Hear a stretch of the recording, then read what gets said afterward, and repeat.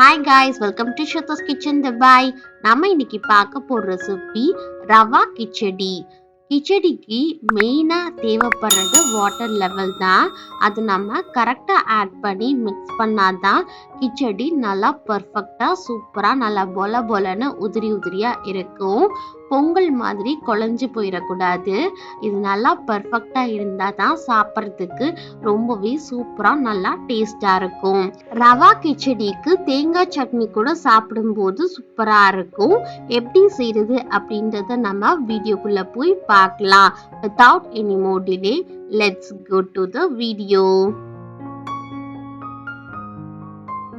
ரவா கிச்சடி செய்யறதுக்கு ஃபர்ஸ்ட் நாம ரவைய dry roast பண்ணி எடுத்துக்கணும்.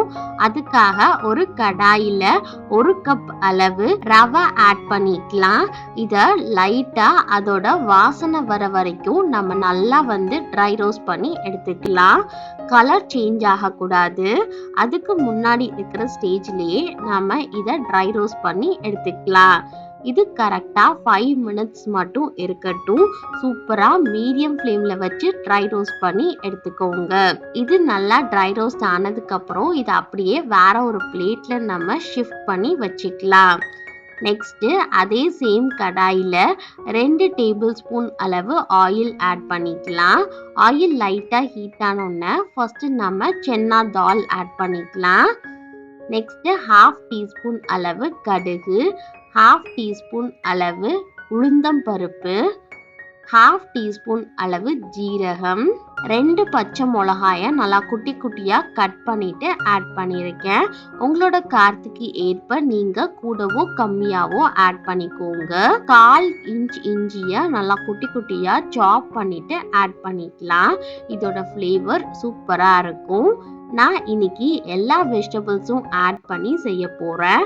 ஃப்ரோசன் வெஜிடபிள்ஸ்ல கேரட், பீன்ஸ், ஸ்வீட் பட்டாணி இது மூணும் சேர்ந்து 1 கப் மெஷர்மெண்ட் எடுத்திருக்கேன். இதை ஆட் பண்ணிட்டு நல்லா ஒரு கரண்டி வச்சு நல்லா மிக்ஸ் பண்ணி விட்டுக்கலாம். காய்கறிகள் லைட்டா ஆயில்ல ரோஸ்ட் ஆகும்போது அதோட கலர் அப்படியே சூப்பரா இருக்கும். அதனால ஒரு 2 மினிட்ஸ் நல்லா ரோஸ்ட் ஆகட்டும். இது ஓரளவு நல்லா ரோஸ்ட் ஆனதுக்கு அப்புறம் நம்ம ட்ரை ரோஸ்ட் பண்ணி வச்சிருக்கிற ரவைய இதுல அப்படியே ஆட் பண்ணிக்கலாம். ஆட் பண்ணிட்டு நல்லா ஒரு கரண்டி வச்சு மிக்ஸ் பண்ணி விட்டுக்கலாம். இது எல்லா வெஜிடபிள்ஸோட சேர்ந்து நல்லா மிக்ஸ் ஆகட்டும். ஓரளவு இது எல்லாமே நல்லா மிக்ஸ் ஆனதுக்கு அப்புறம் இதுல 1/4 டீஸ்பூன் அளவு மஞ்சத்தூள், தேவையான அளவு சால்ட் ஆட் பண்ணிக்கலாம். ஆட் பண்ணிட்டு ஒரு கரண்டி வச்சு நல்லா மிக்ஸ் பண்ணி விட்டுக்கலாம். மீடியம் ஃப்ளேம்ல வச்சு நல்லா மிக்ஸ் பண்ணிக்கோங்க.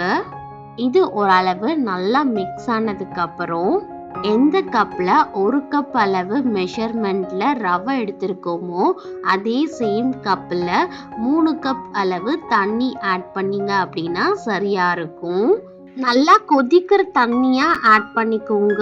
நான் தனியா கெட்டில்ல தண்ணிய நல்லா கொதிக்க விட்டு தான் ஆட் பண்ணியிருக்கேன். ஆட் பண்ணிட்டு நல்லா மிக்ஸ் பண்ணி விட்டுக்கோங்க. அதுக்கப்புறம் ஒரு 2 மினிட்ஸ் நல்லா மீடியம் ஃப்ளேம்ல வச்சு க்ளோஸ் பண்ணி குக் பண்ணிக்கோங்க.